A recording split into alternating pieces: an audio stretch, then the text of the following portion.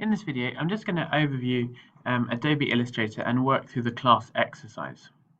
So when we open Illustrator, the first thing we want to do is we want to set up our page size. So we've got the option of mobile pages, web pages, and print pages. In this case, I'm just going to select a print page, A4, and then on the right hand side you have your options. So if you want it to be portrait or landscape, you can set that there. Just a little kind of note on this side here, if we go down to advanced options, we can also look at things like our color choices. I know when we looked at Photoshop in my previous video, we looked at the difference between CMYK and RGB color choices. So again, we have these same options in Illustrator to choose.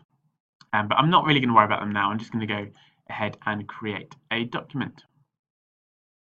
So here we go. Here is our document. I'm just going to move that into the center of the page. Right. Okay. So when we're in Illustrator, we have a number of toolbars very similar to Photoshop. We have a lot of tools on the left-hand side, and then depending on which tool we select, this changes either the right-hand menu or the menu along the top, depending on the actual tool that we are picking up. Okay, we've got the key tools in Illustrator are the black mouse, which is an overall selection tool, and the white mouse, which is our direct selection tool. And I'll show you the difference between those in a minute as we go on. We've also got the pen tool that we looked at in Photoshop, the text tool, and some box tools and other kind of quite common standard tools. In Illustrator, we do have layers, and the layers are on our right-hand side, just over here. However, what you'll find is that typically we create most things on a single layer because every element we bring in, I guess by default, goes on a new layer. So we've got our layers down the bottom there as well, and we'll look at those in more detail. Okay, in this little video, what we're going to do is we're going to create this page, or pretty much this page. We're going to look at importing images, adding text, doing an outline for our storyboards, and adding titles and other things like that. So let's make a start. Okay, the first thing to note when you're in Illustrator is that when we put an image onto our canvas, by default, Illustrator creates a link to that image and does not embed the image into your document. So here I've got some images. So for example, if I take this image and I drag it into Illustrator, you will see that the image appears in Illustrator and it's got this big blue box around it, which I can use my black mouse to scale and things accordingly. I'm just going to make that a better size on my page. There we go. But if I click on that image, you will notice at the top it says embed. Now actually, really, this is just a link. Okay, so this is a link. You can see here linked file, that's the file name, and it's linking to this folder here. That means that if, for example, I remove this image from this folder, maybe I'm going to put it onto my desktop instead, you will see that it says now some files are missing or modified. Okay, so it's really important to remember that Illustrator links all of your files. So to make sure that you don't lose your images, so I can delete that one now, make sure you don't lose your images, set up a new folder, and in that new folder you can put all. Okay, so let's create this new folder, Illustrator, and when I save my file, save as, I'm going to put it into my desktop, my Illustrator folder. I'm going to call it test one. Okay, click OK. If I look in my folder, now we've got my Illustrator file and all the images associated with it in that main folder, and that's really important. Okay, so we've looked at a bit of file management. It's really important to keep your file management good when we're working in Illustrator. The next thing that we need to think about is when we're importing images, how can we manipulate them? So we can just literally grab an image. I'm going to grab my background image actually, probably this one. Grab my background image and put it into position. What you'll notice with Illustrator is that all the images snap to the edges, so you can see I can snap to the edges at the top and the bottom. And I'm just going to drag this in roughly to make it fit. It doesn't look like it fits amazingly well, that'll do. Okay. The cool thing is that we can use the arrow keys, so use the up and down, left, right, just to make fine adjustments to make sure the image is nicely centered. Just so you know what I've done with this image, I've taken a very simple lamp design. I did a very quick key shot rendering, applying a few materials and textures, and then I took it into Sketchbook Pro to add in those kind of lines to make it look a little bit sketchy. What I wanted to do was give the impression that it was still a development sketch, so if I was presenting this to a client, they wouldn't think the design has already been completed. Okay, so that's the rationale behind it. So I've got my image on my page. If I go into layers, I want to show you this. So if I expand layer 1, you will see that I've got my image in layer 1. If I add another image, for example this hand, add that one, you can see that now I've got 2 images. So every image, every element that we bring into Illustrator creates a new kind of, I guess, sub-layer within our layer tree. Just going to delete that one so it's out of the way. Okay, so we can easily start to create lots of images on different layers. I'm just going to move that one to the side. The great thing is if I just zoom out, I'm using the keyboard shortcut Control, Alt and Space with click to zoom out and Control and Space with click to zoom in. We've got all this grey area around our white area. Our white area is our A3 canvas, and the grey area is our kind of our workspace, and we can have just stuff floating around in our workspace anywhere we need. But obviously anything that's going to get printed out has to be in our white canvas area. So we can take images, we can move them around, great. We can also make shapes. So on the left hand side we've got our shape menu, rectangular tool. We can drag and make a rectangle, for example.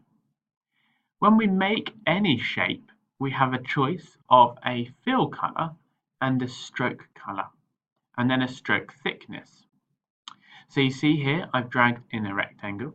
It's got a stroke thickness of 1 point. If I increase that, say to 10 points, you can see that that now has a thicker outside edge, outside border. I can click on that and obviously reduce it. At the same time, if I can click on that, my stroke, this is my stroke color at the top here.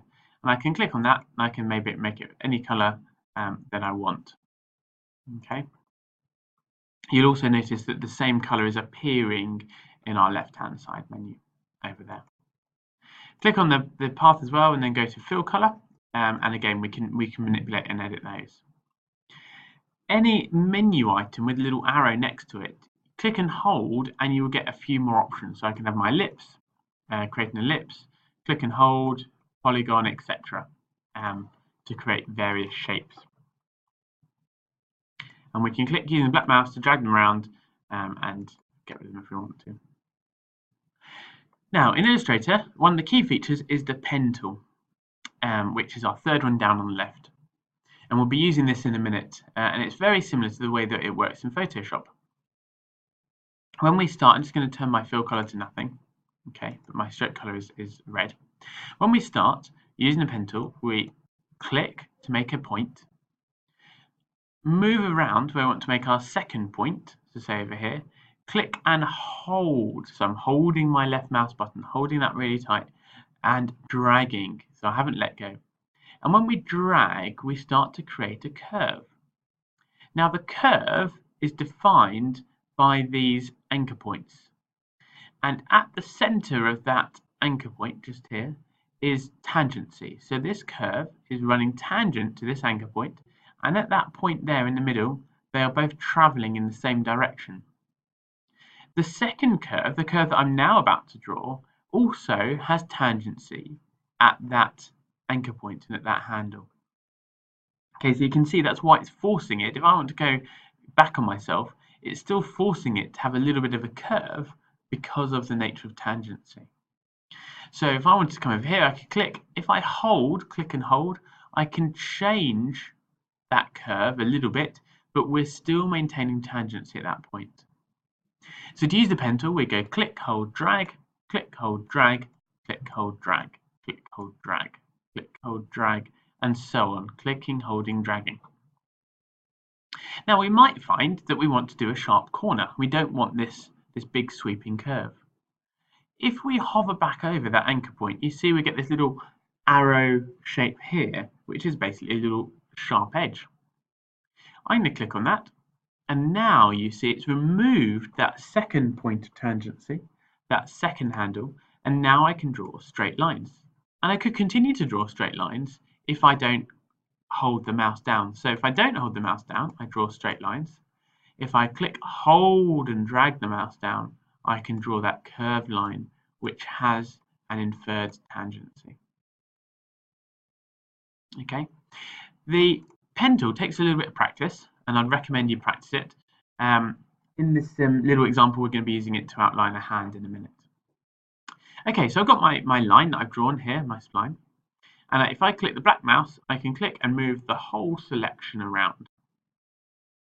If I click the white mouse though this time, and I click on the spline, what you will see is that it's got a number of different points. Each of those white squares are points.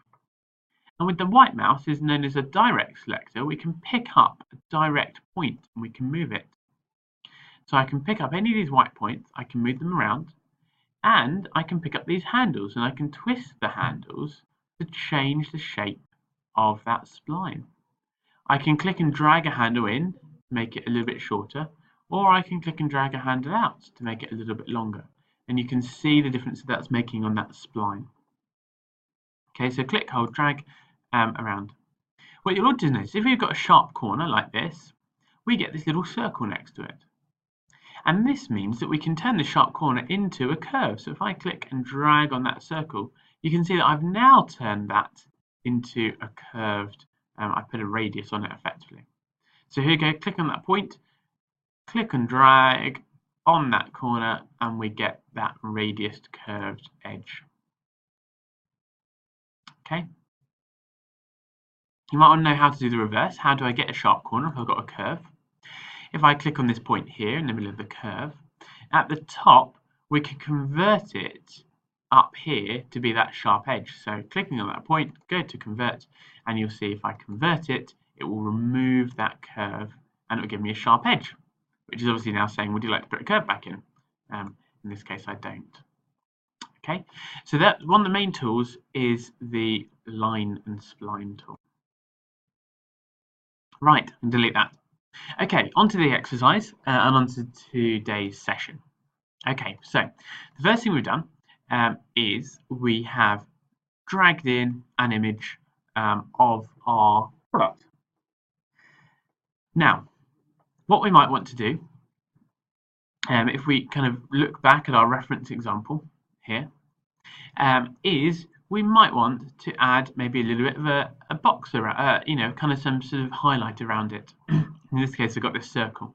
And we might want to add in a little circle to explain a different view. So we can do that quite easily. I'm just going to zoom in slightly. Oops. So on our tools on the left-hand side, click and hold and grab ellipse. Set my stroke color to white. Set my stroke down to something nice and small. Holding down Shift to make sure my aspect ratio is correct. And I can put in a circle. Note that my circle has a fill color of nothing, which is where that red line displays, and a stroke color, an outside border color of white. That's great. But what we notice is it's quite a kind of just a thick default line. What we might want to do is we want to give it a bit more variety. If I click on the line, and at the top here, we've got the line profile, and by default, it is uniform.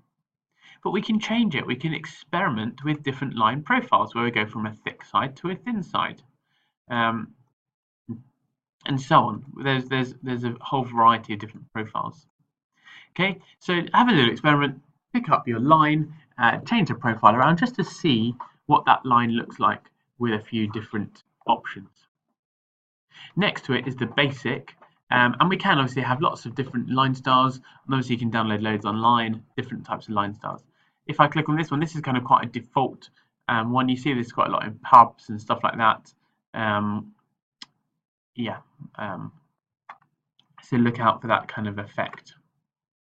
I'm just going to go back, Control Z to go back to this basic line style, but I think that looks quite smart.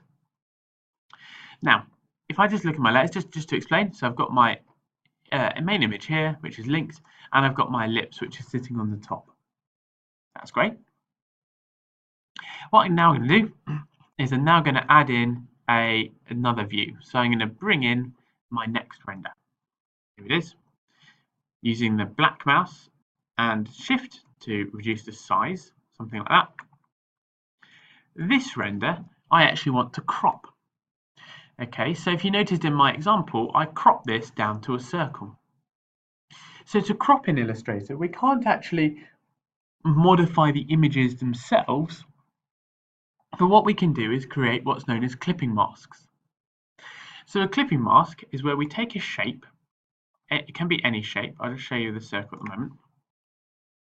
Okay, we take a shape, we place it on top, and yeah, I think that'll do there. Yeah, we take a shape, we place it on top. So in our layers, we make sure that our shape is directly on top of our image. And if we select them both at the same time, so to select them, I'm going to click and hold with my left mouse and drag to select both of them. Okay, you notice in my layer tree, both of them are selected. I can add in more by holding down Shift and clicking the extra ones that I want. But remember, I just want those two. And if I right click and do Make Clipping Mask, that will crop that image to that shape. And what you'll notice in your layers is that it's grouped those two elements under that clipping mask. So here we've got the shape that we're clipping to, and here we've got the underlying image. Now if I click on the underlying image, so you see that I've just selected that element there, I can, using my arrow keys, I can move that left and right.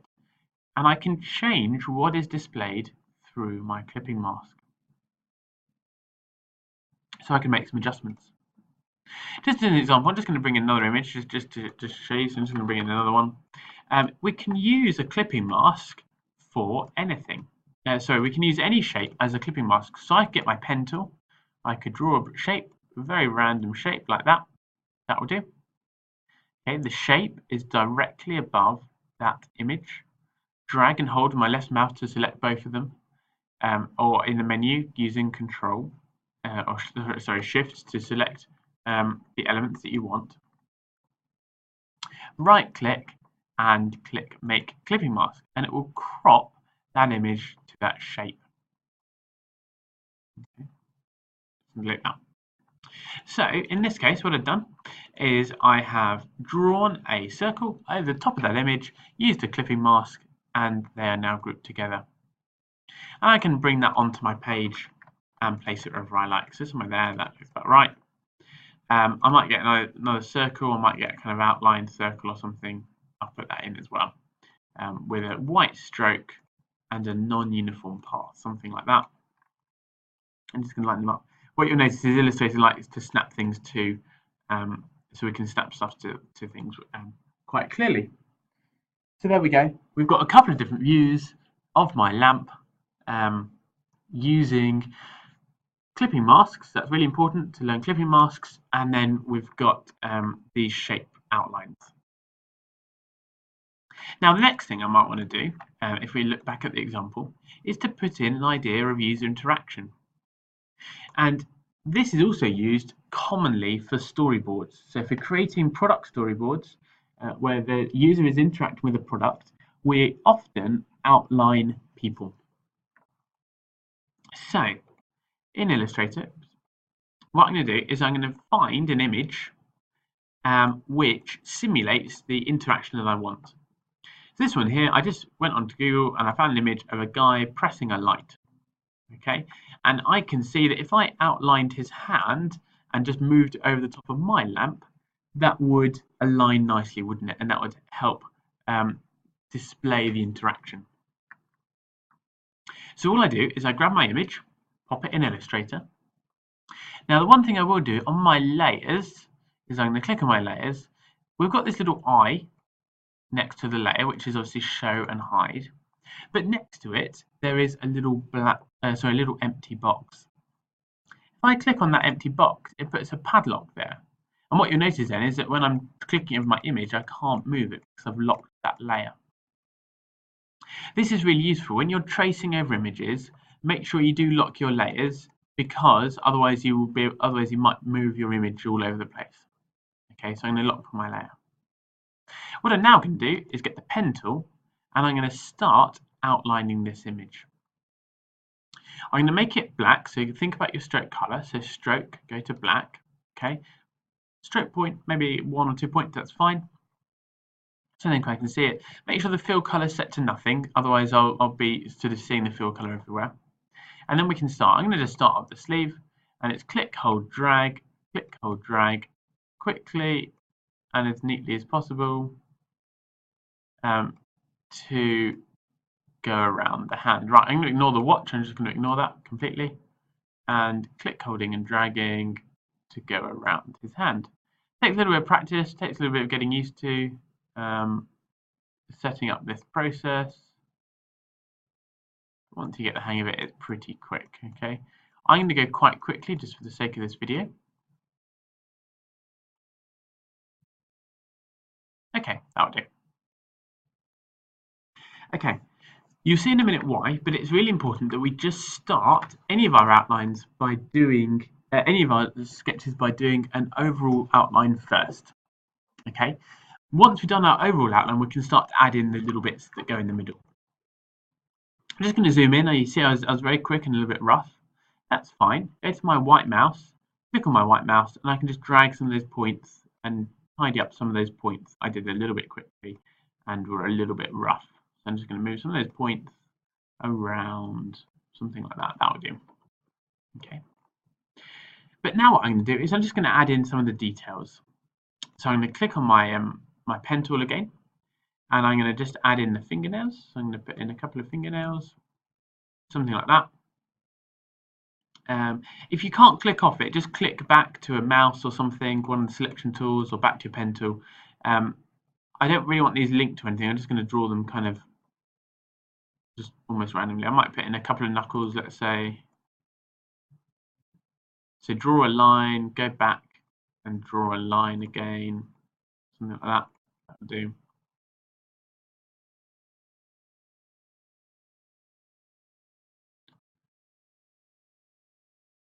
There we go. Something like that. And then what I'm also going to do, oh, I forgot the finger in the background. Put the finger in the background in.